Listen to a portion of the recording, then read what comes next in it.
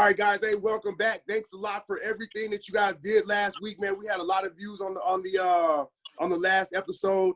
We did a hot take. I'm not sure. I didn't check the outcome of that, but we ended up doing something real quick on the flip last night, I think it was. Yeah, check out our hot take on the Minneapolis uprising. It's good. The Minneapolis rebellion was absolutely dope. They burnt the police station down, man. So dope. But anyway, this is Just Cause, man. Thanks for coming back. This is John. What's up? I didn't forget, bro. Yeah, I'm John. You guys know me by now, hopefully.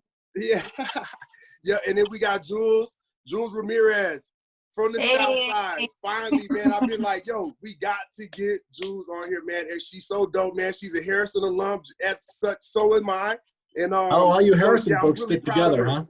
Yeah, hell yeah. So I see her on Facebook there, and here and there posting stuff, and I'm like, oh shit, she graduated from the school. So yeah, man. Anyway, I'm really happy to have you. Thanks for taking some time with us, man. It's really dope to finally get to talk to you or whatnot. Yes, thank you so much for being here. We really don't have an outline for this show. We just have some questions for you, but I kind of wanted to get to know you and get to know what your work is about and what you're working on. And yeah, let's get into it. I got a few questions, but yeah, introduce yourself. What do you got going on, Juelz? So yeah, I'm Juelz, and I feel like I don't really have a title in this season. Like, I do a lot of different things, and so I don't really know how to narrow it down. But basically, living in the entrepreneurial realm, coach, community organizer, like it encompasses a lot within all of it. Yeah. You need a big hat rack. Yeah. Pretty much. Cool. All right. Yeah. So tell us about. I saw that you were posting on Facebook and social media about the stuff on Mission Trace. What is going on there? Are you still doing that? Is that going to be what do you got going on over there? Yeah, so in the last year or so, I've been working on opening up a coffee shop, and I'm calling it Stomping Grounds. Nice. So pretty much I just have been working, on Southeast for so long, and we were having meetings about Southeast, and like it was never within Southeast because we were always meeting at coffee shops downtown or wherever we were meeting for that day. And so, I was just like, dang, it'd be really cool to have just like a dope coffee shop. Like, yeah, sure. Dope coffee shops are what every town needs, man. Yes. Right. And so pretty much I had like put it out into the world that's what I wanted to do. And then it turns out, so Solid Rock Community Development Corporation, they received a grant to basically create a central place of gathering in Southeast.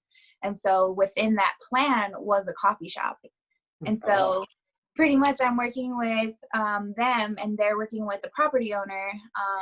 And so property owner is paying for the build out, and Solid Rock is paying for like, countertops, furnishing, stuff like that.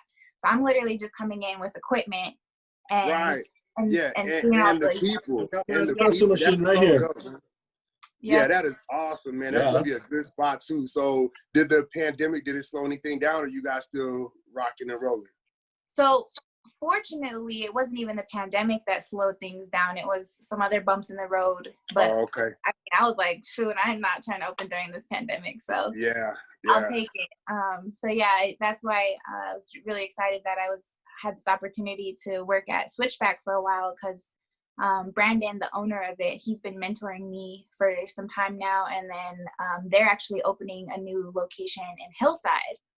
I didn't know that. Nice. Elementary. Yeah. In that campus or whatever, that nonprofit campus. Nice. Yeah. So they'll be over there, and so I just started training with them. I think like a couple weeks ago. Yeah. Nice. I'm learning all the third wave coffee. Like, I only knew like Starbucks I'm coffee. on up to the second wave. Yeah. Press button, walk away. So yeah, now I'm really learning like the science of coffee, and so it's giving me another right, and then you're gonna bring it back to the block. That's dope, man. Yeah. Can you talk a little bit about that because I have many years as a Starbucks barista, like work, and like there are several coffee shops I worked at. I mean, I love being a barista, and I think coffee shops are a great way to like bring the community together. But can you talk a little bit about that Mission Trace shopping center? Just for people who aren't from Southeast, they're probably not like really aware. Why did you choose that space?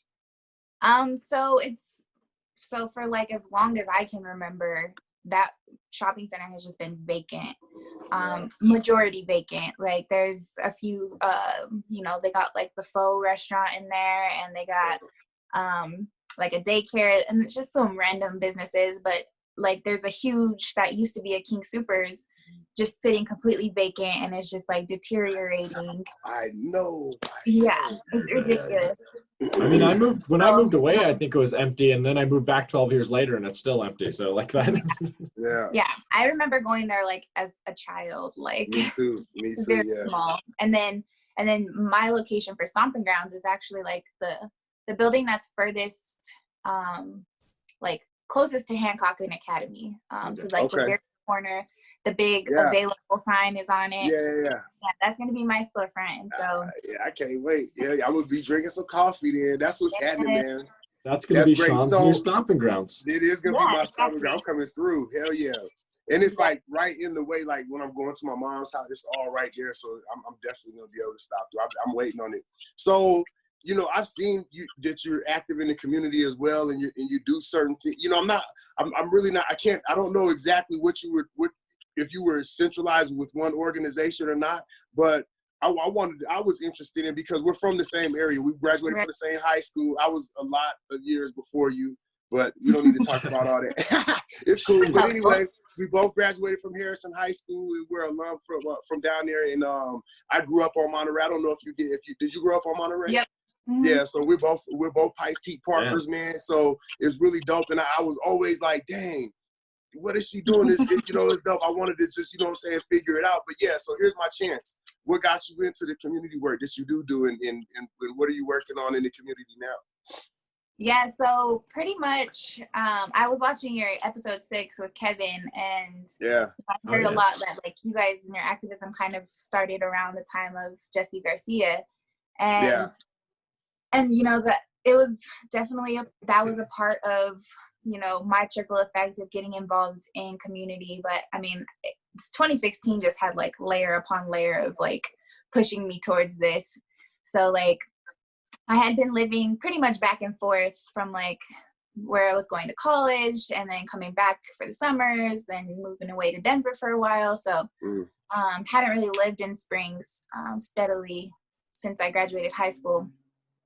So 2016 I had moved back, and I had my son at that point. And so I was like reflecting on, my upbringing in Southeast, and like, things that I knew I didn't want my son to have to experience. And so that's kind of another aspect of what got me moving in that direction of community work. And then also in June of 2016, my dad passed away. And this was a guy who spent like 30 years serving the military, and sadly he lost his battle to leukemia. But throughout his time, he was organizing, festivals and running events, and so much so that they recognize August 14th as Juelz Ramirez Day in the city of Fayetteville, North Carolina. Oh wow! So yeah, he was like a big deal in their community, and so it was just like, well, dang, now I have this huge legacy to live up to, and like, what am I gonna do? That's dope. I lived in Fayetteville for 5 years. Really? I was stationed in Fort Bragg for a long time. So yeah, that's dope. Yeah, I was born in Fort Bragg, so. Oh, okay. Yeah, indeed. I go there like every year. Oh, okay. Yeah, that place is Fayetteville, bro. They call it Fayetteville. That place is nuts, man. So anyway, so what are your plans with the community work? How far are you planning on taking it? I see you, and I how you talk, and the way that you move, and the way that you address things. And I'm wondering, are you going to run for public office anytime? Like, are you going to run for something? Because John wants to know if he's going to have to run against you. Yeah. Or help. Yeah, I get asked that a lot, actually, which I'm just like, you fit the bill, man. No way, no. You don't want to? I mean, I say no, but there's a part of me that's like, why not? Like, right. let's do it. I think if I ran for anything, it would likely be like city council or something like that. But Yeah. I think That's where it all starts, you know. Yeah. Got to. Yeah. I feel like I have Hey, some, so you got some time to things think that about it. I It's coming up, man. It's coming up. I'm gonna start petitioning. I'm gonna hit you up all the time about this shit. Like, come on, Sean's man. drafting you. He's drafting Stephanie. Yeah, Yeah. I need everybody, man. Man, Stephanie needs to run for mayor, dog. I mean, if you were there and felt that, like, there is no way that she would not be able to take whatever she wanted to do here and do it. You know what I'm saying? So hopefully we tried. We had her on the show and we tried to press her on what she's gonna do. She didn't tell us. She didn't. You know, I don't know if she even has a plan. She honestly said she didn't know. But anyway, yeah, man. So yeah, it would be dope for you to be up there with the mics, and then we don't have to go and cut. We can go and clap instead of cussing people out all the time, man. You know what I'm saying? Because you know, and it's really important. As long as you don't sell out.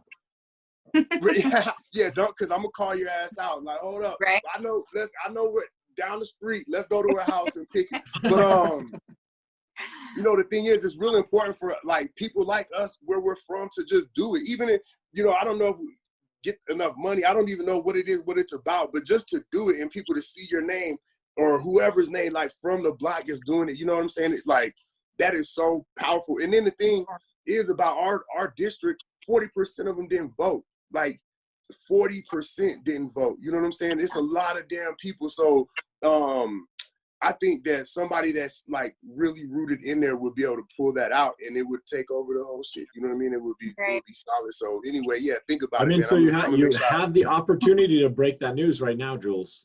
You can say it right now. Oh, you're not going to do it? Let me get my business off the ground first. Okay, hell yeah. All right, we'll give you that. Yeah. So I'm curious, can you talk about, you were working at Kono before, right? Right. So can you talk about a little bit like what you were doing with them and like how you started getting involved with them and what they're up to right now? And like, just to let everybody know, we were talking about this before the show. I was telling Juelz we're going to give her some hard-hitting questions about Kono, because I used to work for Acorn, which was it wasn't like another community organizing group in Colorado Springs like back in the day, and we used to have beef, but I'll let you talk about it first before I talk about it. Hey, so I don't know if you watched if you caught it on some of the shows, but John has been in the community for like 20 plus years. He's been doing this for a long time. So like it's way before we was even thinking about it. You know what I'm saying? So it's old stuff. Which is weird because I'm only 27, so I you know. Yeah. 27, huh? Yeah, he started when I was 7. All right, my bad. I'm sorry. I just want to make sure that you knew that he's been out here for a long ass time. Well, that's good. Yeah, it's good because like it's nice to see like the different generations and like, okay, we did this back in the day, because that's one thing like we don't really have good information about is like Colorado Springs' movement as a whole. Like, totally. what has been the movement over all these years, and so. I think that's a great point. Actually, we don't have a lot of like institutional memory, like people talking about what's happened over the course of the years. I think that's cool. It's a good idea. Yeah, so how'd you get involved? Yeah, so 2016 I really wanted to get, so 2017 rolled around and her new initiative coming to Southeast Colorado Springs called Transforming Safety. And so I applied to be on the local planning team, which is a group of like 20 something individuals from within the community, pastors, nonprofits, businesses, etc. Basically all coming together to decide like what is the boundaries of Southeast. Right. And that was probably one of the most complicated aspects of that. Oh, so I have a question. Is Hillside considered Southeast? Because I've noticed sometimes it's excluded. Yeah. So for the sake of Transforming Safety in their grant program, it is considered Southeast. Okay. Because it was historically like the center of the Black community in Colorado Springs. Like that's where Black culture emanated from. Right. That's good. Okay. Yeah. Yeah. So, and then the other aspect was to decide the crime prevention priorities specific to our community. So I was a part of that team, and then, being in there, I met a lot of different people that were doing work within the community. And, the person that organized the local planning team was Jeannie Orozco, who was currently employed by Kono at the time to organize this local planning team. And so I had met her throughout this process, and then I got involved with Rise after that, because it came back down to social media. I made that the Real People of Southeast group, and they had their Southeast community group, and so they're like, who's this Real People of Southeast person? We need to collaborate. So they brought me on as a contributor to the Southeast community Facebook page, and then just through working with them, then it came to the point where Jeannie was like, hey, do you want my job at Kono? Oh, nice. That's always a good thing. Yeah, and so it was for a program that was then funded by the Transforming Safety Grant. And so it just like made full circle that I got offered that job. Okay, well, that's always, and just, I wanted to point out for people, I guess we should have done this in the beginning. Kono is is it the Congress of, the Council of Neighbors and Organizations. Yeah, so it's basically the citywide neighborhood group, right? All the neighborhood groups basically, I don't know, like they don't sit on a board, but that's the citywide group for all the neighborhood groups. Yeah, they have a vision of, and now I'm like having to remember, what is the vision? Like citizen. No, that's the other vision. Okay, let me just something up. I don't remember. They got a vision. They definitely got one. They definitely do. Yeah. So what did you do for? So yeah, I was the Southeast Community Coordinator, and it was to run a 10-week-long community advocate training for Southeast residents. And so during that time, I ran 4 different trainings over the 2 years that I was there. So it was about 50-something people that went through the training. And the goal of the training is basically just to connect, people amongst different residents, for one, and then also like city employees, government officials, nonprofits, businesses, connecting them with all of those different entities so that,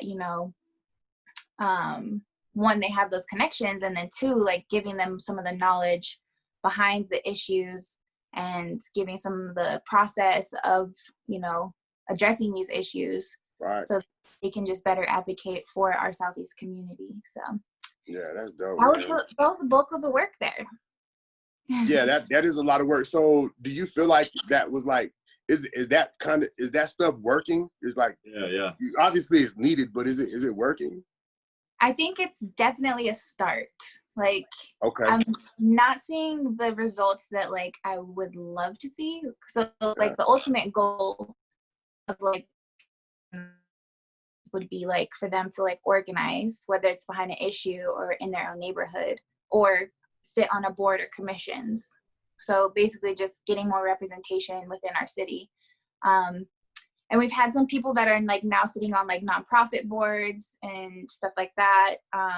Regina English, who ran for city council at large last year, she took the training. And so we're seeing a lot of like different outcomes, and a lot of it is like it's definitely people are becoming more involved. I mean, what that looks like depends on the person. Right.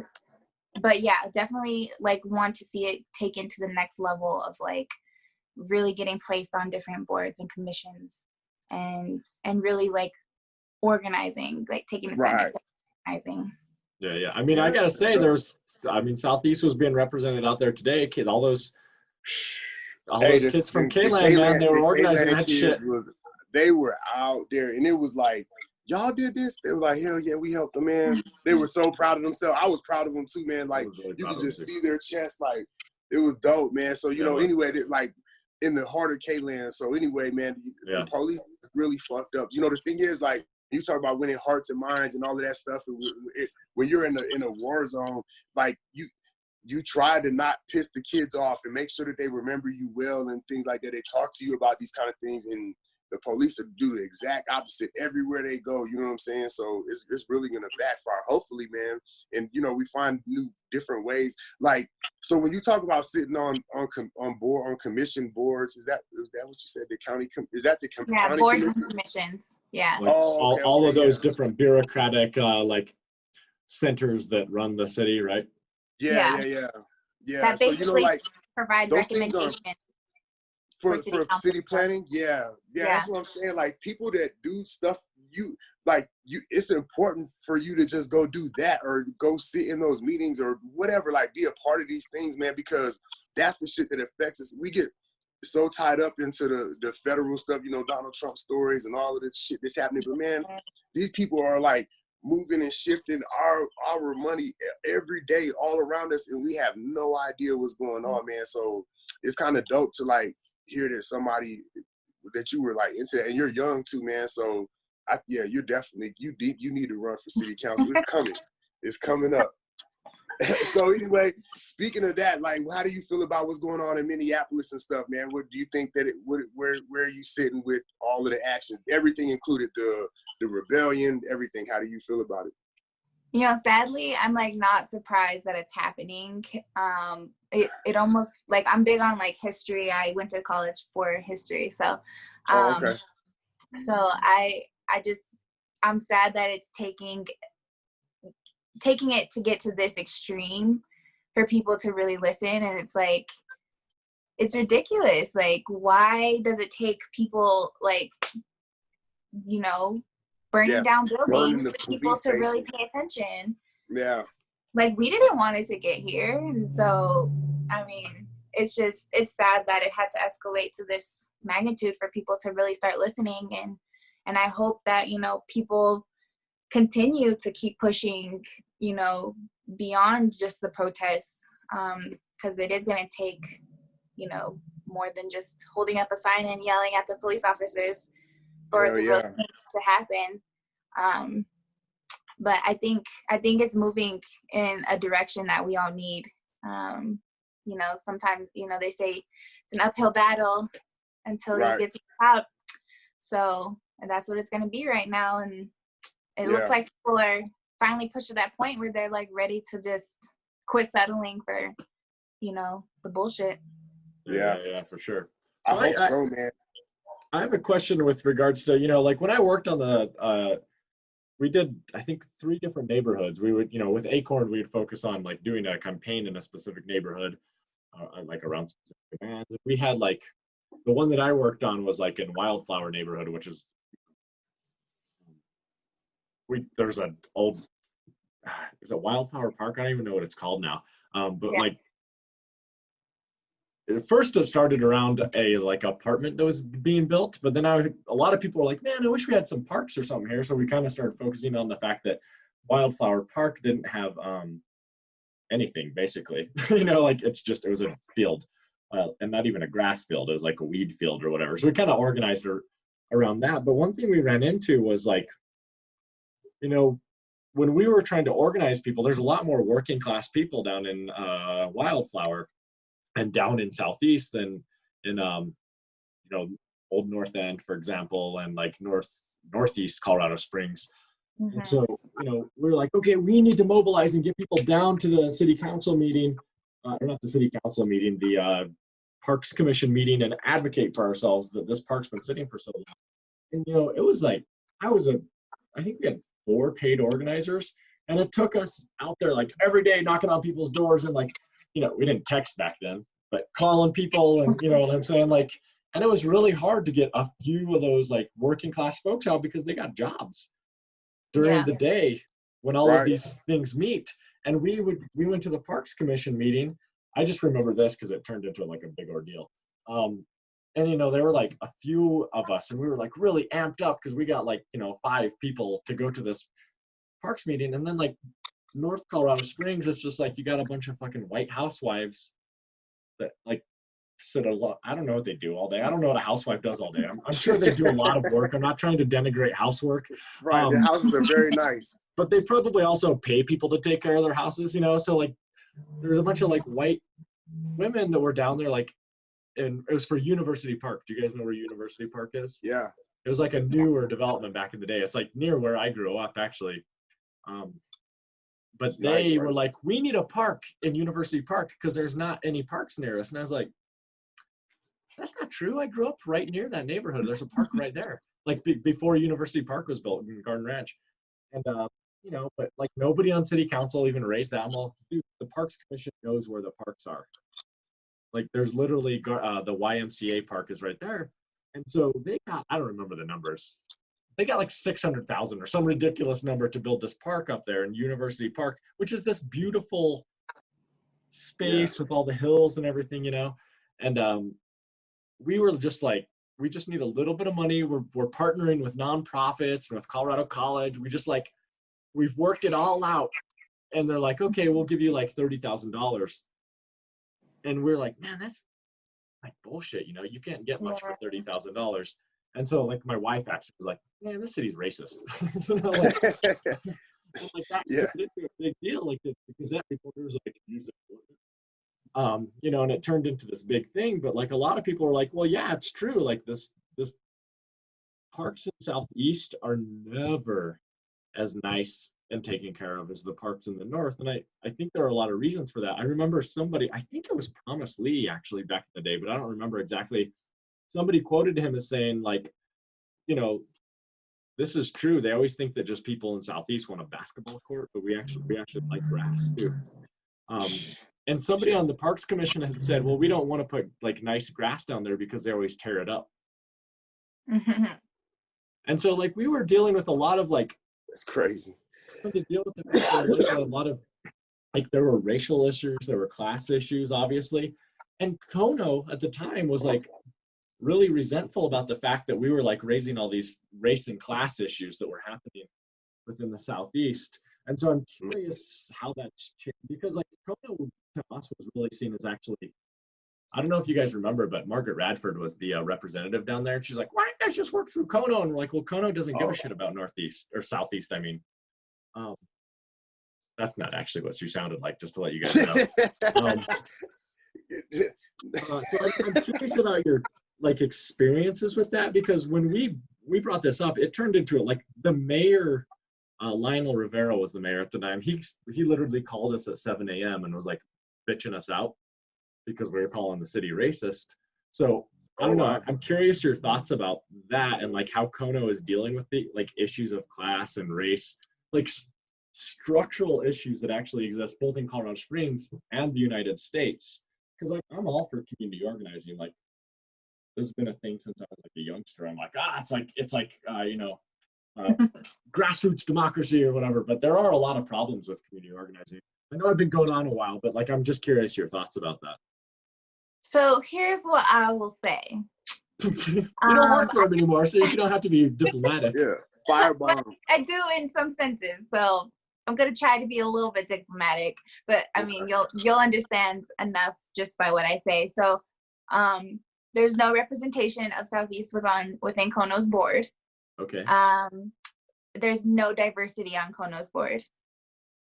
There is everybody that I worked with, like the employees, like, you know, in doing the work at Kono, every one of them that I worked with resigned, and okay. not on good terms. So that's all I'll say. Okay. Yeah. So, and I think that's a good point. Like that was our criticism of Kono at the time, is that like, if you have a council of neighborhood organizations that pretend every single neighborhood is equal, then you have a problem right there.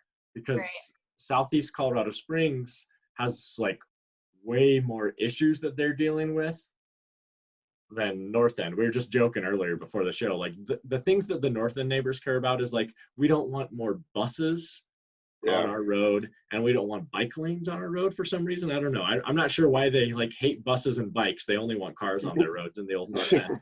But craziness, man. No, although I resigned in like my plan to resign was already set in stone kind of before things kind of started trickling out. Like I was glad to get out of there when I did. So yeah.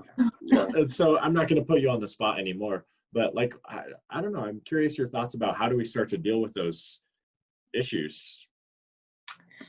As far as like, it's like, I think community organizing is a really important job that people need to be doing.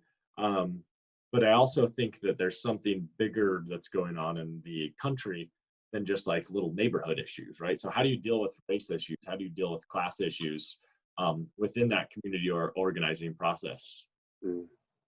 Unfortunately, I think like we have to start at a place where it's like, okay, we're going to organize a event in the park. And then, you know, from there, we're going to like just keep building up and growing up.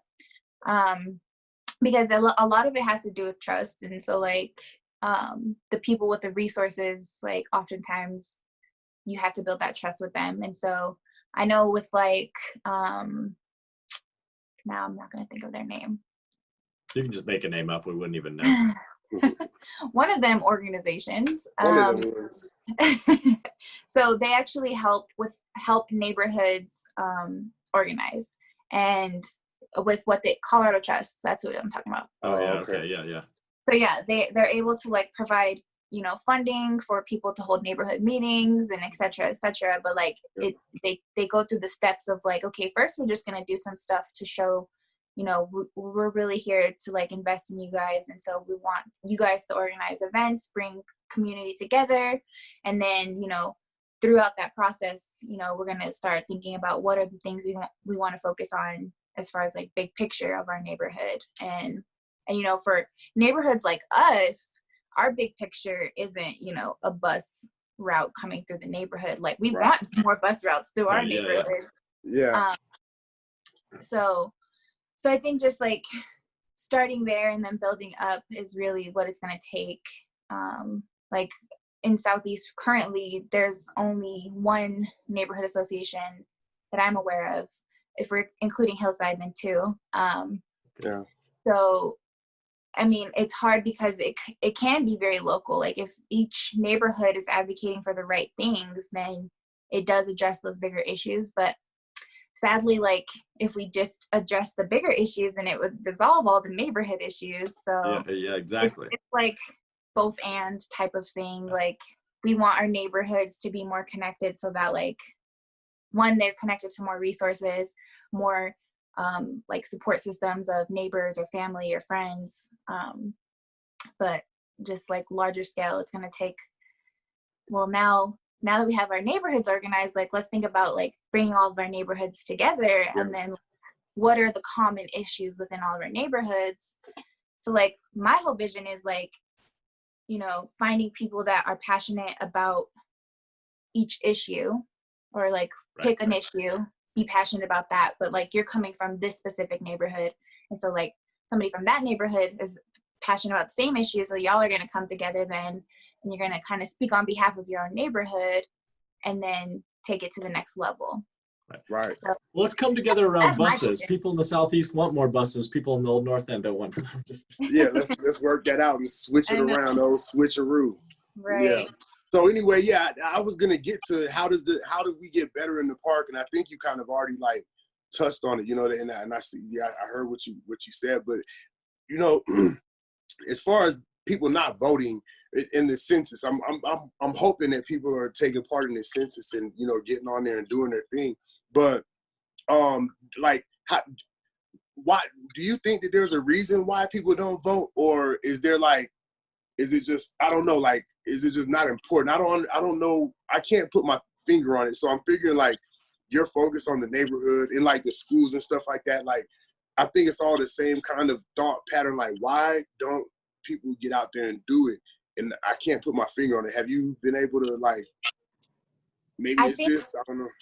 Yes. I think it's just a lack of understanding.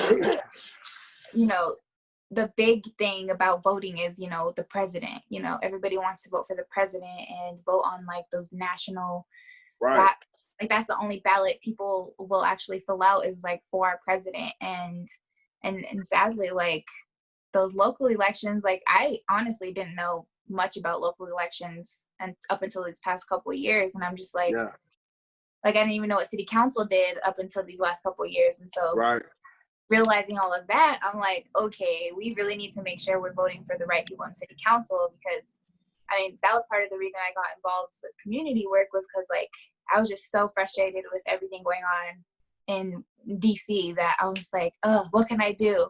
Like, well, I can work on my own community, my own neighborhood, and like maybe we can be that model city that you know, doesn't, you know. Yeah, I'm with it. We need to go do that shit. We need to do that shit, man. Hell yeah. So like I'm the same way. Like, you know, I'm like, what can I do? How can I try to help fix this thing? You know what I'm saying? And when you think about the neighborhoods that, like our neighborhood where we're from, you know, there's a lot of people that do own. There are a lot, but there's a lot of people that don't own. They're renting in these neighborhoods, right? So when I look at Monterey Elementary and it's dead grass all in the front of it, I'm like, it just irks me. You know what I'm saying? I'm like, dude, I'll just go water that shit myself. You know what I'm saying? But like, we shouldn't have to. And when I, you know, I'm trying to figure out how did this happen, and it's because that like only 20% of the people in over there own their house. So the ones that own it aren't voting for the taxes or whatever, you know, it takes to get that done. And now our kids don't have a damn, you know, grass or whatever it is, or cement. Man, it's so frustrating. So like, I don't know. I'm saying like, do you think that focusing on something so small like that, when you were talking about the, I forgot what they were, what was the thing that you were saying, John, earlier? They were focusing on something small, you know, but anyway, focusing on something small like that in our neighborhood would build this thing up. You know, I don't know what to do to be able to get them. And I'm trying to like, you know, like generate some ideas for people that's watching the show, you know what I mean? And there was another thing that happened. I was at the 7-Eleven on Monterey, and what's that side street that goes down in front of the like casinos? Shasta, yeah. So anyway, I was at that liquor store, and there was a county or a city like truck that was writing a citation. I could tell he was writing a citation for this guy in the little cul-de-sac across the street. His trees was hanging over the fence. So I was like, man, look at this shit. So it just pissed me off because the parking lot I was standing in was literally shit. I didn't want to drive my car in there because I thought it was gonna pop the tire, you know? Yeah. And I'm like, why is he writing that dude a citation? And these businesses over here have this shit looking like this, you know? So I go over and talk to him, and you know what he said? I don't have any complaints about it. So I got on the thing, and I sent like 15 of them that night. I mean, it took me like 4 hours, though. And I filled the paperwork out like 15 times. They still didn't, you know, I think they came and cut the grass or whatnot. But, you know, like shit like this, I think that like, if people could just come out their house and start like do something about this part, whatever right here, I think that'll make it easier. And then when they see that it happened, you know, they can fix it, then maybe they'll be like, oh shit, you know, maybe we could do more or whatnot. So anyway. Can I chime in on this actually, Sean? Sorry. Because when we were doing Wildflower, I shouldn't lean back, that cousin me. But when we were doing Wildflower organizing, one of the things we did was a cleanup day. That was like an Acorn thing, like spring cleanups or whatever, you know? Yeah. And I think there's a legitimate issue. This goes back to class. Like in Scranton, there's a lot of dilapidated houses because the people who live there just didn't have the money to take care of their houses. You know what I'm saying? Like folks in like the wealthier parts of town. And so, you know, our whole thing was like, you know, we're gonna help each other as a community clean our things up, you know? Like I remember this lady was like, I've been wanting to move this weight bench out of my front yard for years, but like I'm not strong enough to do it or whatever, you know? Like, and so we got the community, we like took it, you know, and we got rid of it or whatever. Let's go do it, yeah. And I think there's this thing that like, you know, one thing that's happened over the years is our communities have just been completely fucking destroyed. And I think rebuilding community and mutual aid and solidarity is a really important part of confronting a lot of these problems, you know, like that neoliberal capitalism is bringing to our cities. Like, because what's happening is our cities are getting Colorado Springs never caught up with its the amount of spending that it was doing prior to the recession.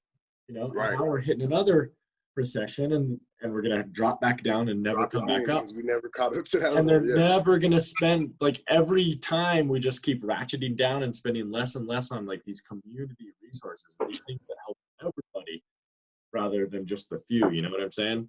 Right. So I mean, I agree with you guys on local stuff, but this is why sometimes I think like we got to think about local, state, federal, global, because like global economy also affects us. You know what I'm saying?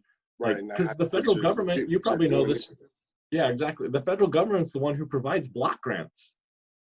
You know? And like the Trump administration ain't going to be providing a bunch of block grant. They're going to be cutting back on the amount of money they're giving to like low income communities for like community building programs and things like this. That's not to say the Democrats are always going to increase the money, because that's not the case. That's not true, yeah. But I think it's just good to understand all. Hey, we're gonna raise it those at the levels. coffee shop. That's what we're gonna do. We're gonna Yep. raise the money at the coffee shop. But anyway, yeah, man. So I kind of wanted to just the reason why I was thinking about this is because I see your post getting at the Parksiders with the graffiti and shit, and whoever else it was hitting up the fences and shit like that. Somebody You know what I'm graffitied your saying? fence? So like, huh? Did somebody graffiti her fence? No, do you remember the story? You know, yeah, you remember what I'm talking about, Jules? Yeah. Yeah, tell them what I was it's talking throughout the whole neighborhood, just like on apartment buildings and, you know, electrical boxes and fences. It's just everywhere. All Yeah, the then time. you'll see her on like Facebook, like, hey, whoever the OGs is over there, let me holler at you real quick. Let's talk about this bullshit. Yeah. So this is the other thing we noticed in Southeast is everybody and I noticed that you guys got money to take care of crime issues. It seems like Southeast, everything always gets like framed around crime. Yeah. Right? Like that's the only thing like that people in Southeast care about. Obviously, people care about crime. I'm not gonna badmouth graffiti though because I used to be a graffiti writer. This ain't art though. This is just little scribbles on the wall. Yeah, like they're like fucking the wall up for no reason, you know what I'm saying? And putting bullshit on somebody's fence. Like, man, stop that, man. You know I mean, I saying? usually hit public property with nice pieces, right, you know yeah, like don't, yeah, like. But sometimes you're just like drunk and pissy. I'm not gonna lie. It'd be like that. It'd be like that sometimes. Yeah, exactly, exactly.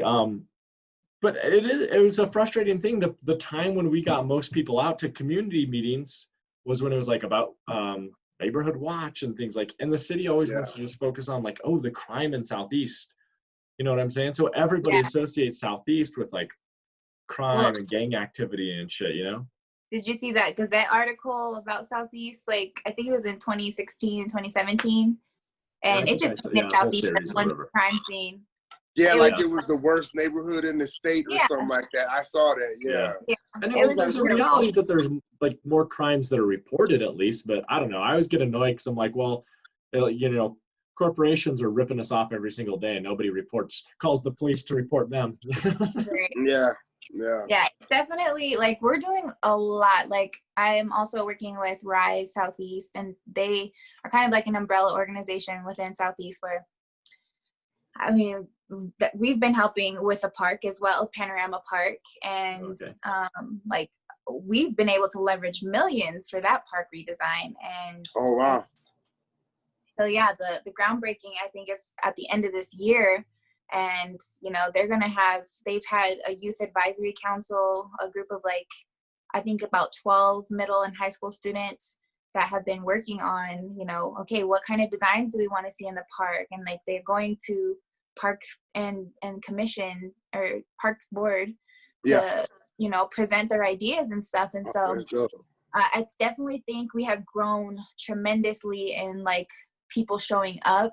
It's just we need to take it to that next level of like being more intentional about when we're showing up. But I think that's just like the hardest part of it all is like you have to be informed and educated and really understand the complexities of all these issues to like really have a voice in the matter.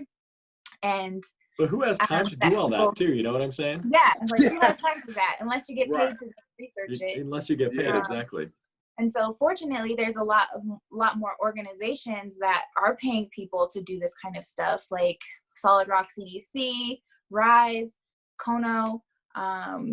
Like there's just so many of them that are like trying to focus on the bigger issues within the community. And we're getting people to show up, but then this whole pandemic happened, so we're gonna have to like rebuild all of that. I feel you.